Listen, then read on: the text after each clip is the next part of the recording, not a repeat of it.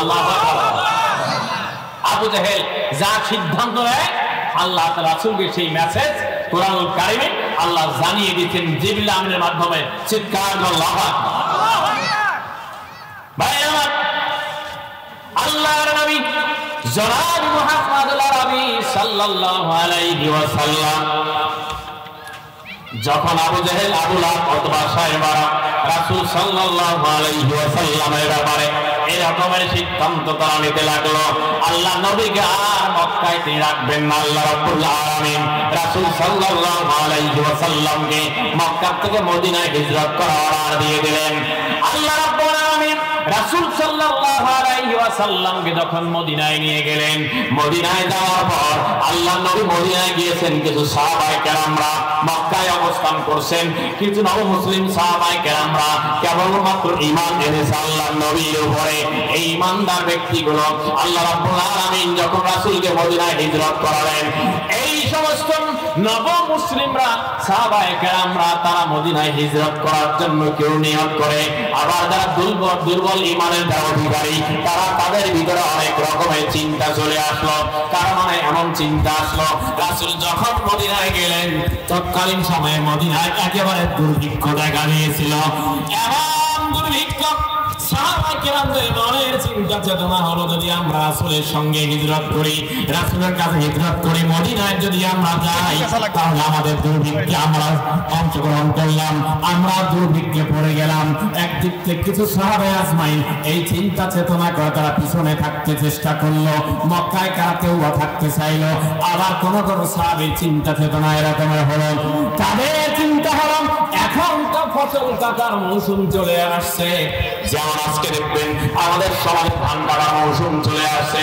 সাহাবায়ে কেরামদের মাঝে এমন কোন সাহাবায়ে কেরামরা তাদের চিন্তা চেতনা এরকমের ছিল যে আমি যদি এখন মদিনায় হিজরত করি, আমার খেজুর কাটার মৌসুম বা সময় চলে আসছে, আমি একজন ব্যবসায়ী, এখন যদি আমি চলে যাই তাহলে ব্যবসায় ঘাটতি হবে, আমার ব্যবসায় লাভবান আমি হব না। আমি যদি মদিনায় চলে যাই তাহলে আমাকে সেই ঘর বাড়ি আমাকে ছেড়ে যেতে হবে, আমার ব্যবসায় ঘাটতি হবে। এমন চিন্তা চেতনা এক কথায় সাহাবায়ে কেরামরা তারা কেউ যাওয়ার জন্য চেষ্টা করতো না, কেউ বা পিছনে থাকার চেষ্টা করত, কেউ বা নিজের সম্পত্তি নষ্ট হওয়ার চিন্তা চেতনা থেকে এরকম চিন্তা চেতনা যখন করত, আল্লাহ রাব্বুল আলামিন জিবরিল আমিনের মাধ্যমে সাহাবায়ে কেরামদের উপরে এই আয়াত, রাসূলের উপরে এই আয়াতে কারিমা নাযিল করে দিলেন। চিৎকার দিয়ে বলেন সুবহানাল্লাহ। ভাইরা আমার, এই আয়াতের নাযিলের প্রেক্ষাপট কয়েকটা বর্ণনা এভাবে এসেছে। রাসূল সাল্লাল্লাহু আলাইহি ওয়াসাল্লামের সাহাবীরা বদরের যুদ্ধে যখন অংশগ্রহণ করবে, আমরা জানি ইসলামের প্রথম বিজয় হলো বদরের যুদ্ধ। যেই বদরের যুদ্ধে 313 জন মুজাহিদ সাহাবায়ে কেরামরা 313 জন, আর কাফের মুশরিকরা আবু জাহেলের নেতৃত্বে 1000 কাফেরদের নেতৃত্বে যুদ্ধের ময়দানে অংশগ্রহণ তারা করেছে।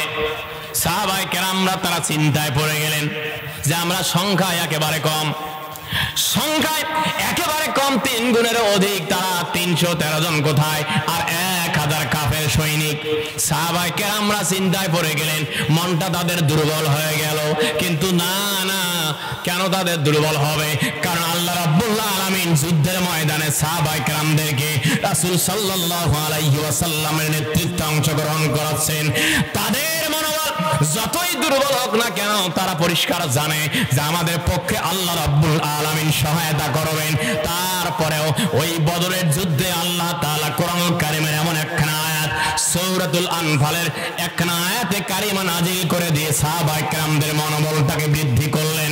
আল্লাহ রাব্বুল আলামিন বলেন, ইয়াকুম মিনকুম ইশরুনা সাবিরুনা ইয়াগলিবু মিয়াতাইন। আল্লাহু আকবার কোন। সাহাবায়ে কেরাম 313 জন, আর কাফের মুশরিকরা হলো 1000। স্বাভাবিকভাবে মনটা দুর্বল হওয়াটা স্বাভাবিক কিনা, ঠিক কিনা? আমরা 313 জন, ওরা 1000, মানে 3 গুণের অধিক। তারপরেও সাহাবায়ে কেরামদের মনোবল এ কারণে আস্থা আছে যে আল্লাহ এবং আল্লাহর রাসূল আমরা তার পক্ষে আছি। আল্লাহু আকবার কোন ভাইরা আমার, সাহাবায়ে আজমাইন মনোবল তাদের ভাঙার কোনো সুযোগ নাই। সূরা আনফালের এই আয়াত নাযিল করে দিলেন আল্লাহ রাব্বুল আলামিন।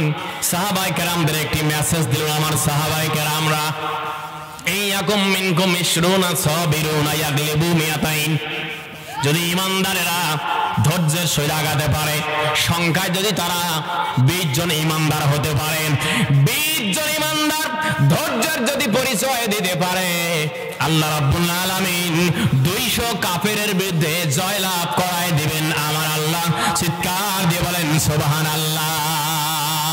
নীল আসমান সবুজ পৃথিবী যাহার সৃষ্টি সব, সকল তারিফ তোমারই জন্যে, তুমি আমার রব। আনতা রব্বি আনতা হাসবি আনতা লি নি'মাল ওয়াকিল। লিল্লাহি তাকবীর। 20 জন যদি ধৈর্যের পরিচয় দিতে পারে, 200 জন কাফেরের বিরুদ্ধে জয়লাভ করাবে কে? আবার জবানটা খুলে বলতে হবে কে? আল্লাহ পরে বলছেন, যদি ইমানদাররা ওয়াইয়াকুম মিনকুম মিয়াতুন ইয়াগলিবু আলফাম মিনাল্লাযিনা কাফারু, যদি ইমানদারেরা 100 জন ইমানদার ধৈর্যের সহিত যুদ্ধের ময়দানে আগাতে পারে, আল্লাহ রাব্বুল আলামিন 1000 কাফেরের বিরুদ্ধে জয়লাভ করে দিবেন কে? জবানটা খুলে বলতে হবে কে? সেই আল্লাহ আছে না নাই? আর জবানটা খুলে বলতে হবে আছে না নাই? মুফাসসিরিনে কেরামের পরিষ্কার মতামত, যেমনি ভাবে আল্লাহ রাব্বুল আলামিন বদরের যুদ্ধে 1000 কাফের সৈনিকদের বিরুদ্ধে 313 জন মুজাহিদদেরকে বিজয় ছিনিয়ে দিয়েছেন, সেই আল্লাহ বাংলাদেশের পথ পরিবর্তন করে দিয়েছেন। কথা বলতে হবে ঠিক কিনা? ভাইরা, সাহাবায়ে কেরামরা মনটা একেবারে দুর্বল নয়, চাঙ্গা হয়ে গেল। মনের তাদের ফুর্তি লাগলো, কারণ 200 জন কাফেরদের বিরুদ্ধে 20 জনকে বিজয় দেবেন। 100 কাফেরদেরকে 100 মুজাহিদদেরকে 1000 কাফেরদের বিরুদ্ধে জয়লাভ করাবেন। সাহাবায়ে কেরামের মনটা একেবারে চাঙ্গা হয়ে গেল। সাহাবায়ে কেরামরা মন যখন তাদের আনন্দ উৎফুল্ল হয়ে গেল, রাসূল সাল্লাল্লাহু আলাইহি ওয়াসাল্লাম বদরের যুদ্ধে একখানা হাদিস শোনায় দিয়েছেন, যেই হাদিসটা বহুবার আপনারা শুনেছেন। রাসূল সাল্লাল্লাহু আলাইহি ওয়াসাল্লাম বদরের যুদ্ধে হাদিসটা সাহাবায়ে কেরামদের শুনিয়েছেন। আল্লাহর নবী জনাবে মুহাম্মদুল আরবি সাল্লাল্লাহু আলাইহি ওয়াসাল্লাম বদরের যুদ্ধে একখানা হাদিস শোনায় দিলেন। আমার সাহাবীরা, আজকের এই সেনে রেখে আমার মোগল বাচ্চার ভাইয়েরা, আপনারা শুনে রাখুন, রাসূল এই হাদিস কেন আপনি আমার জীবনে, আপনার জীবনে, আমার জীবনে আমি আপনি যদি সেট করতে পারি, এই জীবনে একটা হাদিসেই আমার জীবনে সফলতা বয়ে নিয়ে আসবে। আল্লাহর নবী জনাবে মুহাম্মদুল আরবি সাল্লাল্লাহু আলাইহি ওয়াসাল্লাম সাহাবায়ে কেরামদের বললেন, আমার সাহাবায়ে কেরামরা, লা ইউমিনু আহাদুকুম হাত্তা আকুনা আহাব্বা ইলাইহি মিন ওয়ালিদিহি ওয়া ওয়ালাদিহি ওয়ান নাস আজমাইন। ততক্ষণ পর্যন্ত তোমরা ঈমানদার হতে পারবে না যতক্ষণ পর্যন্ত না আমি সিরাজুল ইসলাম ফারুকী, আমি আমার বাবাকে ভালোবাসি, আমি আমার মাকে ভালোবাসি, আমি আমার সন্তান, ছেলে মেয়ে, স্ত্রী পরিজনদেরকে ভালোবাসি, আপনাদেরকেও ভালোবাসি। আল্লাহ রাসূল বর্ণনা করেন, তামাম পৃথিবীর সমস্ত ভালোবাসার যে বস্তু বা ব্যক্তি রয়েছে, সকল ভালোবাসার বস্তু এবং ব্যক্তির চেয়ে যদি আল্লাহর রাসূলকে এবং দ্বীন বিজয়কে প্রাধান্য না দাও, ফাতারাব্বাসু, আল্লাহর পক্ষ থেকে গজব আসা পর্যন্ত অপেক্ষা করো। চিৎকার দিয়ে বলেন নাউজুবিল্লাহ। ভাইরা আমার, অর্থাৎ আমি ইমানদার হতে পারবো না যতক্ষণ না আমার রাসূলকে ভালোবাসার প্রথম তালিকায় রাখবো না। সাহাবায়ে কেরামরা বদরের যুদ্ধে যখন এভাবে যখন দেখতে পেলেন, সাহাবায়ে কেরামরা সংখ্যায় যদিও বা কম, রাসূল হুঁশিয়ারি শোনালেন, ইমানদার হতে আমরা পারবো না। রাসূল সাল্লাল্লাহু আলাইহি ওয়াসাল্লামের এই সাহাবায়ে কেরামদের মনোবল চাঙ্গা হয়ে গেল। যুদ্ধের ময়দানে যাবেন 313 জন হোক না কেন, আল্লাহ রাব্বুল আলামিন আমাদের মেসেজ দিয়েছেন, ইয়াকুম মিনকুম ইশরুনা সাবিরুনা ইয়াগলিবু মিয়াতাইন। 100 জন বা 200 জন কাফেরদের বিরুদ্ধে জয়লাভ করাবেন আল্লাহ তাআলা। 20 জন মুজাহিদ, আল্লাহর নবীর যতগুলো সাহাবী রয়েছে তার মাঝে এমন একজন সাহাবী, যেই সাহাবীর নাম আবু ওবায়দা ইবনুল জাররাহ রাদিয়াল্লাহু তাআলা আনহু। রাসূল সাল্লাল্লাহু আলাইহি ওয়াসাল্লামের তিন জন সাহাবীকে বলা হয় শরীফ, অর্থাৎ সবচেয়ে বড় মর্যাদাবান ব্যক্তিত্ব। একজন আবু বকর সিদ্দিক রাদিয়াল্লাহু তাআলা আনহু, আর একজন সাঈদ ইবনে মুসাইয়িব রাদিয়াল্লাহু তাআলা আনহু। 3 নম্বর হলো আবু ওবায়দা ইবনুল জাররাহ। চিৎকার দিয়ে বলেন সুবহানাল্লাহ। সাহাবীদের এক একজন সাহাবী এক একটা উপাধি দিয়েছেন রাসূল সাল্লাল্লাহু আলাইহি সাল্লাম। এরকম 3 জন সাহাবীকে আলাদা একটা মর্যাদা দিয়েছেন শরীফ, মানে একদম নিষ্কলঙ্ক বা তার নিষ্কণ্টক ব্যক্তিত্ব, একদম পুত পবিত্র 3 জন ব্যক্তি, যার একজন আবু ওবায়দা ইবনে আব্দুল্লাহ ইবনে জাররাহ। চিৎকার দিয়ে আল্লাহু আকবার। প্রিয় ভাইরা আমার, আমরা জানি উমর ইবনে খাত্তাব, মানে খাত্তাবের পুত্র হলো উমর, আব্দুল্লাহ ইবনে উমর, উমরের পুত্র হলো আব্দুল্লাহ। আবু বকর সিদ্দিক রাদিয়াল্লাহু, আসমা বিনতে আবু বকর, আসমা হলো আবু বকরের কন্যা, অর্থাৎ বাপের সাথে সন্তানের পরিচিতি লাভ হয়। কিন্তু এমন একজন সাহাবী আবু ওবায়দা, যার নাম, পিতার নাম আব্দুল্লাহ এবং দাদার নাম জাররাহ, কিন্তু ইতিহাস প্রমাণ করে দেয় আবু ওবায়দা ইবনে আব্দুল্লাহ ইবনে জাররাহ এই ব্যক্তিটি বাবার নামে পরিচিতি লাভ করে নাই, লাভ করেছে তার দাদার নামে। বলে আল্লাহু আকবার। কেন? কঠিন এক ইতিহাস, অনেক লম্বা ঘটনা। আমি সংক্ষেপে বলতে চাই, এই আয়াতের শানে নজুল, এই আয়াতের প্রেক্ষাপট আলোচনা করতে গিয়ে আবু ওবায়দা ইবনুল জাররাহ রাদিয়াল্লাহু তাআলা আনহুর ইতিহাস মুফাসসিরে কেরাম নিয়ে আসছেন এভাবে। আবু ওবায়দা ইবনুল জাররাহ রাদিয়াল্লাহু তাআলা আনহু, তিনি একদিন দেখেন তার বাবা মূর্তি পূজার প্রশংসা করতেছে। বাপ আব্দুল্লাহ আর ছেলে না আবু ওবায়দা তার কাছে মূর্তি পূজার প্রশংসা করছে, এমন ভাবে ছেলে তাকে অনেক ভাবে নিবৃত্ত করার চেষ্টা করছে, কিন্তু না, তিনি নিবৃত্ত হচ্ছে না, বরং আরো চড়াও হচ্ছে। এদিকে বদরের যুদ্ধের দামাও বেজে গেল। সাহাবীদের মাঝে 313 জন সাহাবীর অন্যতম একজন সাহাবী আবু ওবায়দা ইবনে আব্দুল্লাহ ইবনে জাররাহ রাদিয়াল্লাহু তাআলা আনহু। চিৎকার আল্লাহু আকবার। ভাই রহমান, আবু ওবায়দা ইবনে আব্দুল্লাহ ইবনে জাররাহ রাদিয়াল্লাহু তাআলা আনহু যুদ্ধের ময়দানে গেলেন। সাহাবায়ে কেরামদের সংখ্যা 313 জন।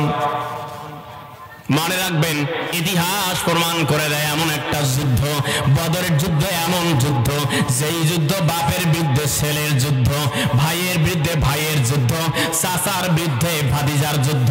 কেন বললাম এই কথা?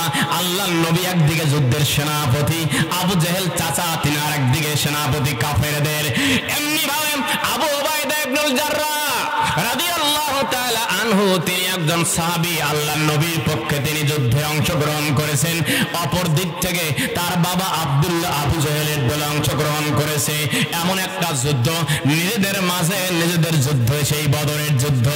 আল্লাহর নবীর সাহাবী আবু ওবায়দা ইবনুল জাররাহ রাদিয়াল্লাহু তাআলা আনহু যখন যুদ্ধের ময়দানে অংশগ্রহণ করছেন, সাহাবায়ে কেরামদের রণপ্রস্তুতি চলছে, বীরগাথা চেহারা নিয়ে তারা সামনের দিকে অগ্রসর হচ্ছে। একজন সাহাবী, যেই সাহাবী চিনতে পেরেছেন যে আবু ওবায়দা ইবনুল জাররাহ, এই সাহাবী যুবক সাহাবী যুদ্ধের ময়দানে যাচ্ছে, কিন্তু আঘাত করছে না। একজন কাফের সৈনিক সামনের দিকে চলে আসতেছে, রাঙ্গা তরবারি তার হাতে, কিন্তু না না, তিনি কাফেরকে পাওয়ার পরে কোনো আঘাত করলেন না, আবার ফিরে চলে আসলেন।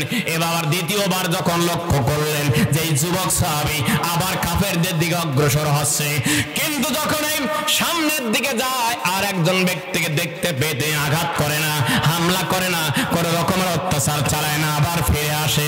এবার দ্বিতীয়বার যখন তিনি ফিরে আসলেন, তৃতীয়বার দ্বিতীয়বার আবু উবাইদা রাদিয়াল্লাহু তাআলা আনহু যুদ্ধের ময়দানে যখন গেলেন, গিয়ে দেখেন যেমন ভাবে তার সামনের দিকে একজন বীর বেশে একজন ব্যক্তিত্ব কাফেরদের সৈনিক সামনের দিকে চলে আসতেছে। আবু উবাইদা ইবনুল জাররাহ আর দেরি করলেন না, রাঙ্গা তরবারি উঁচিয়ে নিয়ে আল্লাহু আকবার ধ্বনি করে আল্লাহু আকবার স্লোগান তুলে এমন ভাবে ওই কাফের মুশরিকদের আঘাত করলেন, সঙ্গে সঙ্গেই তার শরীর থেকে কাল্লা দ্বিখণ্ডিত হয়ে আল্লাহর জমিনে পতিত হয়ে গেল। চিৎকার দিয়ে বলেন আল্লাহু আকবার। ভাইরা আমার, সাহাবায়ে কেরাম যুদ্ধের এই দামামা অবস্থায়, যুদ্ধের এই ময়দানে সাহাবায়ে কেরামদের এমন একটা পরিস্থিতি দেখে সাহাবীরা প্রশ্ন করলেন, ও আমার সাহাবীরে, ও আল্লাহর নবীর সাহাবী, আমি বুঝলাম না তুমি দুইবার কেন আঘাত করলা? দুইবার তুমি আঘাত করলে না, কারণটা কি বলো না, বলো কি কারণে তুমি দুইবার আঘাত করলে না? এক বড় আল্লাহর নবীর ওই সাহাবী আবু উবাইদা ইবনে আব্দুল্লাহ ইবনে জাররাহ রাদিয়াল্লাহু তাআলা আনহু বললেন, ও আল্লাহর নবীর সাহাবী রে, যাকে আমি আঘাত দুইবার করে নাই, তৃতীয়বার আঘাত করেছি, তিনি অন্য কেউ নয়, তিনি আমার জন্মদাতা পিতা, আমার আব্বা আব্দুল্লাহ। আমার আব্বাকে আমি দুইবার পাওয়ার পরে আমি মনে করেছিলাম আমার বাবা হয়, আমি কিভাবে তাকে আঘাত করি, আমার বাবাকে কিভাবে আমি হত্যা করি, কিভাবে আমি নির্যাতন করি, আমি তরবারি দিয়ে আঘাত করি। দুইবার আমি, আমার মনটা নরম হয়ে গিয়েছিল, মনটা দুর্বল হয়ে গিয়েছিল, আমি যে কারণে আঘাত করি নাই। তৃতীয়বার যখন আমি স্মরণ করেছি সেই কথা, আল্লাহ নবী হাদিস শোনায় দিয়েছেন, ততক্ষণ পর্যন্ত ইমানদার হতে পারবো না যতক্ষণ না আমি আমার বাবাকে, আমি আমার মাকে, আমার সন্তান ছেলে মেয়েদেরকে ভালোবাসার দিক থেকে যতক্ষণ পর্যন্ত নবী এবং আল্লাহর রাসূল এবং আল্লাহর জমিনকে, আল্লাহর জমিনে দিন বিজয় করাকে প্রাধান্য দেব না, ততক্ষণ পর্যন্ত আমি ইমানদার হব না। যখন এই কথা আমার স্মরণ পড়েছে, আমি আর দেরি করে নাই, আমার বাবাকে চিরদিনের জন্য আবু জেহেলের প্রেতাত্মাকে দুনিয়ার জমিন থেকে নিশ্চিহ্ন করে দিয়েছি। চিৎকার দিয়ে বলেন সুবহানাল্লাহ। ভাইরা আমার, এখন মূল আলোচনায় যেতে চাই, শুনবেন নাকি? তাকবীর লাগা, লিল্লাহে তাকবীর, আর লিল্লাহে তাকবীর। এ ভাইরা আমার, তাহলে আল্লাহর জমিনে দিন বিজয় করা যদি আমার বাপ বাধা দেয়, আমার স্ত্রী বাধা দেয়, আমার বন্ধু, আমার ভাই, আমার ব্যবসা প্রতিষ্ঠান, আমার বাসভবন, আমার শস্য ক্ষেত্র নষ্ট হবে, এই ভয় থাকে, আল্লাহ বলতেছেন অপেক্ষায় থাকো, আল্লাহর পক্ষ থেকে গজব আসা পর্যন্ত। নাউজুবিল্লাহ কর। ভাইরা আমার, আল্লাহ রাব্বুল আলামিন বলেন, ইয়া আইয়ুহাল্লাযীনা আমানু লা তাত্তাখিযু আবাআকুম ওয়া ইখওয়ানাকুম আউলিয়া ইনিস্তাহাব্বুল কুফরা আলাল ঈমান। আল্লাহু আকবার কোন। ভাইরা আমার, কোরআনুল কারীমের ৮৭টি আয়াত আল্লাহ নাজিল করেছেন ঈমানদারদের জন্য। কেবলমাত্র শুধুমাত্র যেই বান্দা, যেই বান্দিগুলো নিজের নামটা ঈমানদারের খাতায় রেজিস্ট্রেশন করে দিয়েছেন, সেই সমস্ত বান্দা বান্দিদের জন্য আল্লাহ রাব্বুল আলামিন এরকম আদর মাখা কণ্ঠে ডেকেছেন ৮৭টি আয়াত দ্বারা। সুবহানাল্লাহ কর। একজন শিক্ষক, আমি নিজে একজন শিক্ষক, যখন আমরা শিক্ষার্থীদের মাঝে পরামর্শ দেই, আমরা পরীক্ষার উপযোগী কিছু প্রশ্ন দাগায় দেই, যতগুলো শিক্ষার্থী তাদেরকে আমরা আলাদাভাবে পড়াশোনা করাই, কিন্তু মনে রাখবেন, যেই শিক্ষার্থীটি ভালো রেজাল্ট করতে পারে, যেই ছাত্রটা A+ পাবে, অথবা যেই ছাত্রীটা ফার্স্ট, সেকেন্ড এবং থার্ড, এই তিনজন ছাত্রকে আমরা আলাদা স্পেশাল কেয়ার নেই। কেন আমরা নেই? আমাদের নেওয়ার পিছনে কারণ হলো, এদের দিয়ে একটা ভালো রেজাল্ট করা সম্ভব। ভালো রেজাল্ট মানে প্রতিষ্ঠানের সুনাম হবে, ভালো রেজাল্ট মানে প্রতিষ্ঠানে হুজুরের সুনাম, বাবা মার সুনাম, ছাত্রের সুনাম, আমাদের সুস্তাদদের সুনাম, যে কারণে স্পেশাল কেয়ার নেওয়া হয় ছাত্রদেরকে। আমার আল্লাহ রাব্বুল আলামিন তামাম পৃথিবীর মানুষগুলোকে সৃষ্টি করেছেন, কিন্তু যেই সমস্ত বান্দা, যেই সমস্ত বান্দি নিজের নামটা ইমানদারের খাতায় তালিকাভুক্ত করে দিয়েছে, যেই বান্দা, যেই বান্দিগুলো ইমানদার নিজেকে দাবি করে, আল্লাহ তাআলা এই ইমানদারদের জন্য স্পেশাল মেসেজ দিয়েছেন 87টি আয়াত। চিৎকার দিয়ে বলেন সুবহানাল্লাহ। কতটা আয়াত? জোরে বলেন কতটা আয়াত? 87টি আয়াত আল্লাহ তাআলা ইমানদারদের জন্য স্পেশাল নাজিল করেছেন। আমাদের সমাজে এক রকমের ভাই, আমরা খুঁজলে দেখতে পাই, আমি নামাজ না পড়তে পারি, আমার ঈমানটা পাকা আছে। আছে না নাই? একটু আস্তে বানা আছে না নাই? মান তারাকা সালাতান মুতাআম্মিদান ফাকাত কাফার। যে ব্যক্তি ইচ্ছা করে নামাজ ছেড়ে দিল, সেজন্য কাফের হয়ে গেল। এরকম লোক আছে না নাই? আর ওই বান্দাগুলো, ওই ভাইগুলো আমাদের ভাই, তারা সাফা পিটায়, আমি নামাজ না পড়তে পারি, আমার ঈমানটা ফাঁকা আছে। কত বড় ফাঁকা? তোমার ফাঁকা গিয়ে দেখবা কবরে যাওয়ার পর। চিৎকার দিয়ে বলেন ঠিক কিনা? ভাইরা আমার, কান লাগান। আল্লাহ রাব্বুল আলামিন আমাদেরকে দুনিয়ার জমিনে প্রেরণ করেছেন। আমরা এমন একটা বান্দা, এমন এক ধরনের বান্দা, আমরা এমন এক ধরনের বান্দি। আল্লাহ তাআলা সকল বান্দাদের ডেকেছেন ইয়া আইয়ুহান নাস বলে, কিন্তু যেই বান্দা, যেই বান্দিগুলো ইমানদারের খাতায় নিজের নাম রেখেছে, আমরা নিজেকে ইমানদার দাবি করি সেইভাবে, আমার বাপ মুসলমান, আমিও মুসলমান, ঠিক কিনা? ঈমান তো এনেছিলেন তিনি, অর্ধজাহানের প্রেসিডেন্ট যিনি, যেই প্রেসিডেন্ট ঈমান আনার পূর্বে আল্লাহ নবীকে হত্যা করার সিদ্ধান্ত নিয়েছিল। চিৎকার দিয়ে বলেন ঠিক কিনা? অর্থাৎ আল্লাহ নবীর সাহাবী ওমর ইবনে খাত্তাব রাদিয়াল্লাহু তাআলা আনহু ঈমান আনার পূর্বে রাসূলকে হত্যা করার সিদ্ধান্ত নিয়েছিল। আর যেই ব্যক্তিটির অন্তরে কলিজায় আল্লাহর কালাম ঢুকেছে, এই ব্যক্তি ওমর ইবনে খাত্তাব রাদিয়াল্লাহু তাআলা আনহু আল্লাহর নবীর একজন শ্রেষ্ঠ বীরে পরিণত হলো। চিৎকার আল্লাহু আকবার। তাহলে এই কোরআন যার ভিতরে আছে, কখনো এই কোরআন ওয়ালাদের বিরুদ্ধে অংশগ্রহণ করতে পারে? কথা বলতে হবে, ঠিক কিনা? অর্থাৎ এই কোরআন লিতুখরিজান নাস মিনাজ জুলুমাতি ইলান নূর, সকল অন্ধকার জগৎটাকে আলোকিত করে দেবে কে? আর জবানটা খুলে বলতে হবে কে? দুর্ভাগ্যজনক হলো সত্য, আজকের এক ধরনের মানুষ আছে, যেমনি ভাবে আবুল হাব উতবা সাহেবা, তাদের বক্তব্য ছিল লা তাসমাউ লিহাদাল কোরআন, তোমরা কোরআন শুনো না, কোরআন শুনলে পরাজিত হবা, পরাভূত হবা। এই ঘোষণা ছিল কি ছিল না? আমরা এক শ্রেণীর মানুষকে খুঁজলে পাই এলাকায়, আরে বাবা মাদ্রাসা পড়লে কি চাকরি হয়? আছে কিনা? যারা বলতে হবে আছে কিনা? যারা এই কথা বলে, আবু জেহেল, আবুল হাব, উতবা সাহেবা, ফেরাউন, নমরুদ, সাদ্দাত, হামান দুনিয়ার জমিনে আজকে না থাকলেও তাদের প্রেতাত্মা আজও বাংলার জমিনে আছে। কথা বলতে হবে, ঠিক কিনা? যারা এই মন্তব্য করে যে মাদ্রাসা পড়লে, হাফেজি মাদ্রাসা পড়লে কি হবে? আরে ভাইজান, আপনি আপনার ছেলেকে ডাক্তার বানান, আমার আপত্তি নাই, মাস্টার বানান, আপত্তি নাই, তবে ভিত্তি হতে হবে কোরআন দিয়ে। কোরআন দিয়ে ভিত্তি মজবুত করতে পারলেই অন্য কারো লাভ, না হলেও আপনার নিজের লাভ হবে। কথা বলেন ঠিক কিনা? ভাড়াটিয়া মৌলবি নিয়ে এসে আপনি ইমামতি করা জানান, জানাজার নামাজ পড়াবেন, কিন্তু আপনার ইমাম সাহেবের দোয়া কবুল হতেও পারে, নাও হতে পারে, কিন্তু সন্তান যখন দোয়া করে, কবুল করে কে? আর জবানটা খুলে বলতে হবে কে? এই জন্য আমি সেদিনও মাল ভাঙায় বলেছি, আপনার সন্তানকে ডাক্তার বানান, ইঞ্জিনিয়ার বানান, তারপর আপনার সন্তানকে বিসিএস ক্যাডার করেন, আপনি যা করেন তা দরকার আছে আমাদের, কিন্তু হতে হবে কোরআন দ্বারা ভিত্তি মজবুত করতে হবে। যদি আপনার সন্তানকে কোরআন দ্বারা ভিত্তি মজবুত করতে পারেন, একজন ডাক্তার হলে কসাই মার্কা ডাক্তার হবে না, একজন ইঞ্জিনিয়ার হলে রডের বদলে বাঁশ দিবে, একজন মন্ত্রী যদি হয়, একজন এমপি যদি হয়, হাজার হাজার কোটি টাকা দুর্নীতি করার লোক আমরা দেখছি কি দেখি নাই? আওয়াজ তুলে বলতে হবে, দেখছি কি দেখি নাই? এই জন্য আপনার সন্তানের ভিত্তি হতে হবে কোরআন দিয়ে। আপনার সন্তানের অন্তরে আল্লাহর ভয় যদি থাকে, ওয়ালাউ আন্না হালাল কোরআন আমানু ওয়াত্তাকাল্লাহ ফাতাহনা আলাইহিম বারাকাতিম মিনাস সামাই ওয়াল আরদ।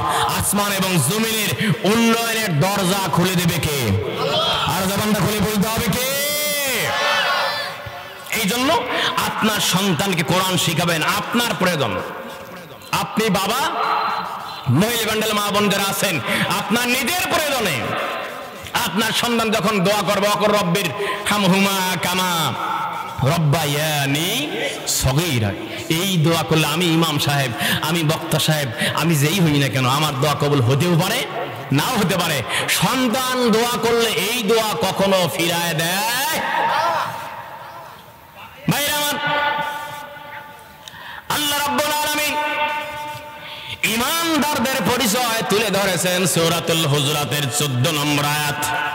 আল্লাহ তাআলা বলেন, ও দুনিয়ার মানব মানবী, ঈমানদার আমরা কাকে দাবি করব, কাকে আমরা ঈমানদার মনে করব?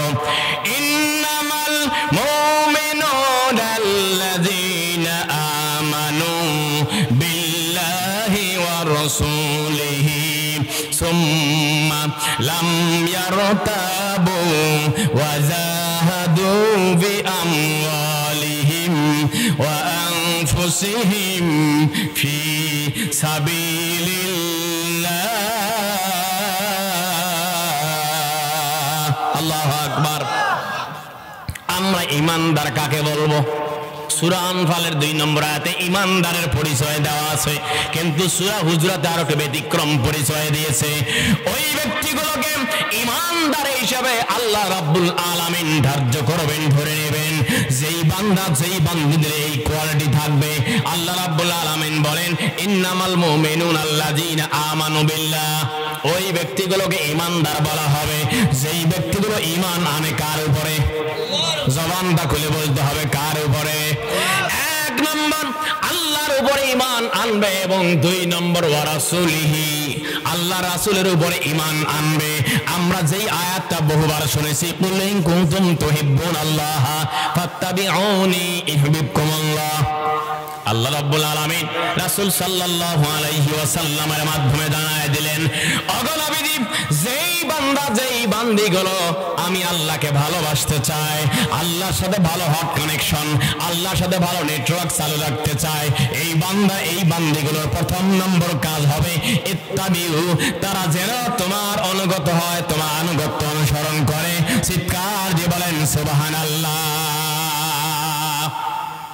অর্থাৎ আপনি যদি বর্তমান জেলার ডিসি মহোদয় দেখা করতে যান, আপনি সরাসরি দেখা করতে পারবেন?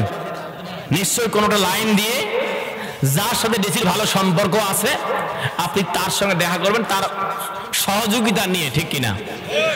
আল্লাহ রাব্বুল আলামিন বলেন, যেই বান্দা, যেই বান্দিরা আমি আল্লাহর সাথে ভালো নেটওয়ার্ক, ভালো সম্পর্ক রাখতে চায়, তাদের 1 নম্বর কাজ হলো ফাত্তাবিউনি, তারা যেন ওগো নবীজি তোমার ইতাআত করে, আনুগত্য করে। ইত্তাবিউ শব্দের অনেকগুলো অর্থ, যার মাঝে একটা অর্থ হলো দেখে দেখে চলা। সুবহানাল্লাহ পড়েন। দুর্ভাগ্যজনক হলো সত্য, আজকে আপনি হিজাব করেন, মাথায় টুপি দেন, কোনো আপত্তি নাই, দাড়ি রাখেন, কোনো আপত্তি নাই, পাগড়ি পরেন, কোনো আপত্তি নাই। আপত্তি তখন হবে যখন রাসূল সাল্লাল্লাহু আলাইহি সাল্লামের ওই আদর্শ বাস্তবায়ন করতে চাবেন। আল্লাহর নবী যুদ্ধের ময়দানে, বদরের যুদ্ধে আল্লাহর দ্বীনকে বিজয় করার জন্য 17 রমাদান রোজাকে ভঙ্গ করে দিয়ে দ্বীন বিজয়ের জন্য সাহাবায়ে কেরামদের নেতৃত্ব দিয়ে যুদ্ধ অংশগ্রহণ করেছেন। যেমনি হবে নামাজ ফরজ, রোজা ফরজ, দ্বীন কায়েম করা ফরজ। আজকে দ্বীন কায়েম করা ফরজের কথা বললেই এক শ্রেণীর মানুষ রাজনীতির গন্ধ খোঁজে, জোরে বলেন ঠিক কিনা? প্রিয় ভাই আমার, আমি আপনাদের উদ্দেশ্যে বলি, আচ্ছা বলুন তো, আজকে বাংলাদেশের হিসাব অনুযায়ী 3.5 লক্ষ মসজিদে ইমামদের বক্তব্য, আজকের জুমার দিন ওয়াজ করেছি আমরা, ঠিক কিনা? আমরা ইমাম সাহেবদের মসজিদে বক্তব্য দেই, নামাজের কথা বলি, রোজার কথা বলি, পর্দার কথা বলি, যাকাতের কথা বলি, দুর্নীতির বিরুদ্ধে কথা বলি, বলি কি বলি না? কিন্তু নামাজে সেরকম মসজিদে আসে? জোরে বলেন, আসে? আসে না। কেন আসে না? এই কথাটা এবার আমি সব জায়গায় বলছি, যেই কাজগুলো আইন করে করতে হয় সেই কাজ কখনো ওয়াজ, নসিহত, উপদেশ দিয়ে বাস্তবায়ন ঠিক কিনা ভাই? কারণ আমরা মসজিদে নামাজের কথা বলতে পারবো, কিন্তু 10 বছর বয়স হলে সন্তানকে শাসন করার ক্ষমতা আমি ইমাম সাহেবের নাই। কথা বলেন ঠিক কিনা? 7 বছর বয়সে নামাজের কথা বলা লাগে, 10 বছর না পড়লে মার দেওয়া লাগবে, এটি রাসূলের বর্ণনা। এখন মনে করে ইমাম সাহেব, খতিব সাহেব বক্তব্য দিতেছেন, এই ওয়াজ করার পরে হিসাব করলেন যে আমার মসজিদের সেক্রেটারির ছেলের বয়স 10 বছর, এখন যদি নামাজ না পড়ে তাকে আমি পিটাবো, ইমামতিটা থাকবে? যারা বলেন থাকবে? কেন থাকবে না? আর ইমাম সাহেব, আপনি আমার চাঁদা দিয়ে আপনাকে আমি সম্মান দেই, বেতন দেই, আপনি আমার সন্তান শাসন করেন, এই পাওয়ার পাইলেন কোথায়? আগামীকাল তো আপনার ইমামতি নাই, আর আসতে হবে না। কথা বলেন ঠিক কিনা? এই কথা বললাম এই কারণে, যেই কাজ আইন করে করতে হয় সে কাজ কখনো নসিহত করে, ওয়াজ করে, উপদেশ দিয়ে হয়।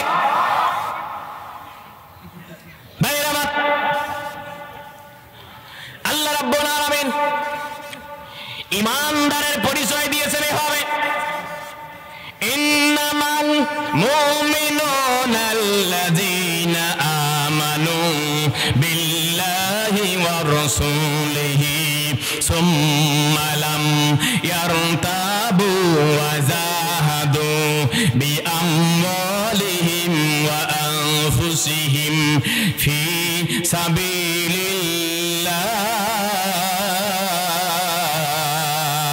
আল্লাহু আকবার। আল্লাহ বলেন ওই ব্যক্তিগুলোকে ইমানদার হিসেবে ধরে নেওয়া যায় যাদের প্রথম নম্বর কোয়ালিটি হবে তারা ঈমান আনবে আল্লাহর উপরে, 2 নম্বর ঈমান আনবে রাসূলের উপরে, ঈমান আনবে সুম্মা লাম ইয়ারতাবু, ঈমান আনার পরে তারা নড়াচড়া করবে না, সন্দেহ পোষণ করবে না। আল্লাহর রাসূলের উপরে ঈমান আনার পরে কোন রকমের সন্দেহ সংশয় তাদের মাঝে থাকবে না, এদিক ওদিক হবে না, নড়াচড়া করবে না। এবং ওয়াজাহাদু বিআমওয়ালিহিম ওয়া আনফুসিহিম ফি সাবিলিল্লাহ, এবং ঈমানদারের 3 নম্বর কোয়ালিটি হলো তার জান এবং মাল দিয়ে আল্লাহর পথে জিহাদ করবে। চিৎকার দিয়ে বলেন সুবহানাল্লাহ।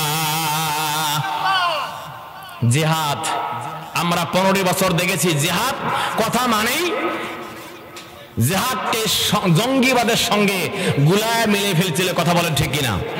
জিহাদ এর ফরজ বিধান। কোরআনুল কারিমে নামাজের কথা বলা হয়েছে 82 বার। কতবার? 82 বার। আর জিহাদের শব্দের আয়াত বা জিহাদ করার ব্যাপারে অর্ডার আসছে 484 বার। চিৎকার দিয়ে আল্লাহু আকবার। তাহলে জিহাদ কখনো সন্ত্রাস নয়, জিহাদ আর সন্ত্রাসবাদ কখনো এক নয়। কথা বলেন ঠিক কিনা? সন্ত্রাস শব্দের অর্থ হলো ত্রাস সৃষ্টি করা, ভয় সৃষ্টি করা, অর্থাৎ মানুষকে ভয় দেখায় কোন কাজকে সিদ্ধি করার নাম হলো সন্ত্রাস। আর জিহাদ কোন কাজকে বাস্তবায়ন করার জন্য প্রাণান্তকর চেষ্টা করার নামে হলো জিহাদ। চিৎকার দিয়ে আল্লাহু আকবার।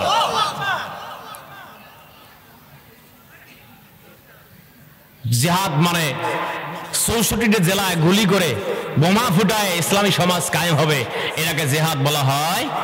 যদি তা হতো, তায়েফের ময়দানে রাসূল সাল্লাল্লাহু আলাইহি সাল্লামকে কত রক্তাক্ত করেছে কাফের বেদীনরা।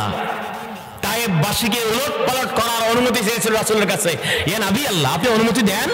ফেরেশতারা বলেছিল, ইয়া রাসূলুল্লাহ, আপনি খালি বলেন, আমরা তায়েফবাসীকে উলটপালট করে দেব। রাসূল বলেছিলেন যে না, আনা বুইস্তু রাহমা, আমি প্রেরিত হয়েছি রহমতের নবী হিসেবে। বলেন সুবহানাল্লাহ। যদি আজকে আমি উলটপালট করে দেই তাহলে আমি কার কাছে গিয়ে দ্বীনের দাওয়াত দেব? চিৎকার দেব আল্লাহু আকবার। এই কথা বললাম এই কারণেই, জিহাদ আর জঙ্গিবাদ এক জিনিস। জিহাদ ফরজ বিধান, কোন কাজকে বাস্তবায়ন করার প্রাণান্তকর চেষ্টা করার নামে হলো জিহাদ। চিৎকার দেব আল্লাহু আকবার। আল্লাহ নবী সাল্লাল্লাহু আলাইহি সাল্লাম মাদানী জীবনে 53টি বছর দাওয়াত দিয়েছেন। জাতির ভাগ্যের পরিবর্তন হয় নাই। মনে রাখবেন, আপনি ইসলামী আন্দোলন করেন আর আল্লাহর জন্য আল্লাহর দ্বীন কায়েম করার চেষ্টা করেন, হতে পারে আপনার লাইফে এটা কায়েম নাও হতে পারে, কারণ দ্বীন কায়েম করা মালিক কে? জবানটা খুলে বলতে হবে কে? তার প্রমাণ রাসূল সাল্লাল্লাহু আলাইহি সাল্লাম নবুয়ত প্রাপ্ত হওয়ার পর 13টি বছর মক্কায় ছিলেন, ভাগ্যের পরিবর্তন হয় নাই, কারণ এই সিদ্ধান্ত ছিল কার? ভাইরা আমার, আল্লাহ রাব্বুল আলামিন সূরা সূরাতুত তাওবার 23 নম্বর আয়াত দ্বারা ঈমানদারদেরকে মেসেজ দিলেন, তোমরা যা নিজেকে ঈমানদার দাবি করো, আল্লাহ বলছেন ও ঈমানদারেরা, লা তাত্তাখিযু আবাকুম ওয়া ইখওয়ানাকুম আউলিয়া ইন ইসতাহাব্বুল কুফরা আলাল ঈমান। সুবহানাল্লাহ। আল্লাহ রাব্বুল আলামিন ঈমানদারদেরকে আল্লাহ ডাকছেন, ও ঈমানদারেরা, ও ঈমানদার নর এবং নারীরা, তোমরা শুনে রাখো, তোমাদের পিতা, তোমাদের ভাই বা তোমাদের ভ্রাতাগণ, তোমাদের বাবা কিংবা তোমাদের পিতা যদি ঈমানের চেয়ে কুফরকে প্রাধান্য দেয়, ঈমানের চেয়ে কুফরকে প্রাধান্য দেয়, আল্লাহর জমিনে আল্লাহর দ্বীন কায়েম করাকে প্রাধান্য না দিয়ে কুফরকে প্রাধান্য দেয়, আল্লাহ রাব্বুল আলামিন বললেন, তোমরা ওই ওয়ামাইয়া তাওয়াল্লাহুম মিনকুম আউলাইকা হুমুজ জালিমুন। আল্লাহর বক্তব্য হলো, যেই সমস্ত বাবা, যেই সমস্ত ভাইয়েরা ঈমানের চেয়ে কুফরকে প্রাধান্য দেয়, তোমরা তাদেরকে বন্ধুরূপে গ্রহণ করো না। এর কথা জানার পরেও যদি কোনো বান্দা বাপ চায় যে কুফরকে প্রাধান্য দেখ, বাপ চায় দিন বিজয় চায় না, বাপ চায় না, বন্ধু চায় না, ভাই চায় না, তারপরে ওই সমস্ত ভাইদের যদি বন্ধুরূপে গ্রহণ করে, আল্লাহ রাব্বুল আলামিন বলেন, উলাইকা হুমুজ জালিমুন, তাহলে এই ব্যক্তিগুলো কিয়ামতের দিন জালেমদের অন্তর্ভুক্ত হয়ে যাবে। চিৎকার দিয়ে বলেন নাউজুবিল্লাহ। ভাইরা আমার, সূরাতুত তাওবার 24 নম্বর আয়াত মনে রাখবেন, আল্লাহ রাব্বুল আলামিন সূরা তাওবার 24 নম্বর আয়াত দ্বারা তামাম পৃথিবীর মানুষদেরকে একটি মেসেজ দিয়েছেন এভাবে, যেই সমস্ত বান্দা, যেই সমস্ত বান্দিরা 8টা বস্তুকে প্রাধান্য দেওয়ার ক্ষেত্রে 3টা বস্তুকে প্রাধান্য না দিয়ে 8টা বস্তুকে প্রাধান্য দেয়, মনে রাখবেন ওই সমস্ত ব্যক্তিদের উপরে আল্লাহর পক্ষ থেকে গজব চলে আসবে। চিৎকার দিয়ে বলেন নাউজুবিল্লাহ। ভাইরা আমার, আল্লামা সুয়ুতী রহমতুল্লাহ আলাইহি বলেন, কোরআনুল কারীমের 313টা আয়াত রয়েছে, যেই 313টা আয়াতের শুরু শব্দ হলো কুল, মানে বলুন, অর্ডার করা হচ্ছে। আমরের সিগা, আমরের শব্দ ব্যবহার করে যে আয়াতগুলো এসেছে তার সংখ্যা ছিল 313টি। আল্লামা সুয়ুতী রহমতুল্লাহ আলাইহি বর্ণনা করেন, যেই সূরার আয়াতের বা যেই আয়াতের শুরু শব্দটা কুল দিয়ে শুরু হয়েছে, এই আয়াতগুলো মানে এটা সাধারণ কোনো আয়াত নয়। এই আয়াত দ্বারা আল্লাহ রাব্বুল আলামিন তামাম পৃথিবীর মানুষগুলোকে হুঁশিয়ারি সংকেত দিয়ে দিচ্ছেন। চিৎকার দিয়ে বলেন সুবহানাল্লাহ। অর্থাৎ কুল শব্দ দিয়ে যে আয়াত শুরু হয় সাধারণ কোনো আয়াত না, হুঁশিয়ারি। মনে করেন ঘূর্ণিঝড় যখন হয়, বন্যা যখন হয়, ঝড় তুফান হলে আমরা আবহাওয়া বার্তা শুনতে পাই যে 10 নম্বর হুঁশিয়ারি সংকেত দেওয়া হয়েছে, ঠিক কিনা? আল্লামা সুয়ুতী রহমতুল্লাহ আলাইহি বলেন, যে আয়াতের শুরুতে কুল শব্দ ব্যবহার করা আছে, ওই আয়াত মানে ওই আয়াত দিয়ে তামাম পৃথিবীর মানুষগুলোকে হুঁশিয়ারি সংকেত দিয়ে দিচ্ছেন আল্লাহ তাআলা। চিৎকার দিয়ে আল্লাহু আকবার। ভাইরা আমার, আল্লাহ রাব্বুল আলামিন সূরা তাওবার 24 নম্বর আয়াত দ্বারা তামাম পৃথিবীর মানুষগুলোকে জানাচ্ছেন, ও দুনিয়ার মানব মানবী, কুল ইন কানা আবাউকুম ওয়া আবনাউকুম। আল্লাহ রাব্বুল আলামিন বলেন, গো নবীজি বলো, যদি তোমাদের পিতা, তোমাদের সন্তান, তোমাদের ভাই, তোমাদের স্ত্রীগণ, তোমাদের আত্মীয় স্বজন, তোমাদের সেই সব ধনমাল যা তোমরা উপার্জন করেছো, মনে রাখবেন আপনি যা উপার্জন করেন আপনার ইবাদত কবুল হওয়ার অন্যতম শর্ত হলো হালাল রুজি করা, ঠিক কি না? রাসূল সাল্লাল্লাহু আলাইহি ওয়াসাল্লাম হাদিস খানা বর্ণনা করেন, আল্লাহ নবীর সাহাবী সাঈদ ইবনে মুসাইয়িব রাদিয়াল্লাহু তাআলা আনহু রাসূলকে জিজ্ঞেস করছেন, ইয়া রাসূলুল্লাহ, ইয়া হাবিবাল্লাহ, আপনি আমার জন্য দোয়া করুন যাতে করে আমি মুস্তাজাবুদ দাওয়া হয়ে যাই। আল্লাহ নবী সাল্লাল্লাহু আলাইহি ওয়াসাল্লাম হাদিসখানা এভাবে বর্ণনা করলেন, ও আমার সাহাবী, শুনে রাখো, তোমার কোন বান্দা, আল্লাহর কোন বান্দা যদি এমন কোন কাজ করে, আল্লাহর কোন বান্দা, নারে তাকবীর, নারে তাকবীর। সম্মানিত ভাইরা, মেহমান চলে আসছে, আমি বাড়াবো না, একটা হাদিস তার সংক্ষিপ্ত অর্থ করে দেয়। রাসূল সাল্লাল্লাহু আলাইহি সাল্লাম বলেছেন, যদি কোনো ব্যক্তির পেটের ভিতরে 1 লোকমা পরিমাণ হারাম প্রবেশ করে, কয় লোকমা? যারা বলেন কয় লোকমা? 1 লোকমা পরিমাণ হারাম খাবার প্রবেশ করে। 1 লোকমা 1 কেজি চাউলের ভাত, 1 কেজি গরুর গোশত, না 1 কেজি বরেলি মাছ, 1 লোকমা খাবার হারাম প্রবেশ করে। রাসূল বলেছেন ওই বান্দার 40 দিন ইবাদত কবুল হবে। নাউজুবিল্লাহ বলবেন না? যার হাজার হাজার কোটি টাকা ব্যাংক ব্যালেন্স করেছে, কি অবস্থা? প্রতি বছর হজ করতে যায়। আল-হাজ রহমতুল্লাহ আলাইহি সামনে নির্বাচন করবে, আছে না নাই? যারা বলতে হবে আছে না নাই? নির্বাচন করার আগে ওমরা করতে যায়, হজ করতে যায়, এটা সার্টিফিকেট লাগাবে আল-হাজ কদম আলী গাফারি। মানুষজন মনে করে হেরে লোকটা হজ করে আসছো, হজ করে আসলো, এই পশ্চিম দেশ ঘুরে আসছে, নিশ্চয়ই লোকটা ভালো। হে ভাইয়ের আমার, এই সময় এই রকমের হাজী সাহেব সমাজে আছে না নাই? এমন হাজী সাহেব আছে হজ করতে যায়, মেয়েকে দাওয়াত দেয়, জামাইকে দাওয়াত দিয়ে খাওয়ায়, খাওয়ানোর পরে মেয়েকে বলে মা আমি তো যাবো অমুক দিন, তোমার জন্য কি নিয়ে আসবো? কাবা এ নিয়ে এসে একটা মালা হার নিয়ে আসে। মেয়ে মনে করছে বাপরে বাপ, আমার বাপ এত মহব্বত করে আমাকে, গলার হারটাও বিদেশি চেন নিয়ে আসবে। খুশির ঠেলায় লম্বা দোয়া করতেছে বাবার জন্য। পরে খোঁজ করে দেখা যায় হাজী সাহেব গত সপ্তাহে জমি জমা যা আছে সব ছেলের নামে লিখে দিয়েছে। সুবহানাল্লাহ কোন? হ্যাঁ, এমন হাজী সাহেব আছে না নাই? যারা বলতে হবে আছে না নাই? আপনি আল্লাহর হক নষ্ট করেছেন, মানে 1 ওয়াক্ত নামাজ পড়েন নাই। সোজা কথা, হাক্কুল্লাহি হাক্কুল ওয়ালিদাইনি ওয়ান নাস। আল্লাহর হক নষ্ট করলে আল্লাহ চাইলে তওবা করলে মাফ করে দেবে। ইল্লা মান তাবা ওয়া আমানা ওয়া আমিলা আমালান সালিহান ফাউলাইকা ইউবাদদিলুল্লাহু সাইয়্যাতিহিম হাসানাত। আল্লাহ রাব্বুল আলামিন বলেন, যেই বান্দা অপরাধ করার পরে অনুতপ্ত হয়, অনুশোচনা করে, ফিরে আসে এবং ঈমানের সহিত আমলের জিন্দেগি তৈরি করে, আল্লাহ তার জীবনের সব গুনাহ মাফ করে দেন। সুবহানাল্লাহ বলবেন না? শুধু মাফই করে দেন না, ইউবাদদিলুল্লাহ। এই যে মোবাইল ফোন আছে অনেকের হাতে, এটা মেমোরি কার্ড আছে, মন চাইলেও আমাদের যুবকরা মন চাইলে ডাউনলোড করে আবার ডিলিট করে দেয়। দেয় কি দেয় না? মেমোরি কি বাতিল হয়? মেমোরি বাতিল হয় না। আল্লাহ বলেন, যেই বান্দা তওবা করে তার অতীত জীবনের সমস্ত গুনাহগুলোকে আমি ডিলিট করে দেই, একবার ফরম্যাট দিয়ে দেয়। সুবহানাল্লাহ পড়েন। ইউবাদদিলুল্লাহু সাইয়্যাতিহিম হাসানা। আমরা বোনাস পেতে খুব ভালোবাসি, অতিরিক্ত পাইতে খুব মজা লাগে। আল্লাহ রাব্বুল আলামিন বলেন, বান্দার তওবা কবুল হলে আমি তার অনুরূপ সব, যতগুলো গুনাহ কামাই করেছি তওবা করে ডিলিট করে দিয়েছি আল্লাহ, অনুরূপ সব আমল নামে আল্লাহ দিয়ে দেন। বলুন সুবহানাল্লাহ। তাহলে আমি আপনি যদি আমার জীবনটাকে এভাবে সাজাতে পারি, ইবাদত বলতেছিলাম যে কথা বলার জন্য কথা নিয়ে আসলাম, সেটা হলো আল্লাহর সাথে সম্পৃক্ত কোনো কাজ, কোনো লঙ্ঘন যদি আমি করে দেই, আল্লাহ তওবা করলে মাফ করে দিবেন। কিন্তু বান্দার হক নষ্ট করেছেন, আপনি বাবা হয়ে ছেলেকে জিতিয়েছেন, মেয়েকে ঠকিয়েছেন, অথবা ফুফুকে ঠকিয়েছেন, আপনার স্ত্রীকে ঠকিয়েছেন, অথবা আপনি একজন ওয়ার্ডের মেম্বার, চেয়ারম্যান, 5000 টাকা ছাড়া এটিএমের কার্ড দেয় নাই, এমন মেম্বার আছে না নাই?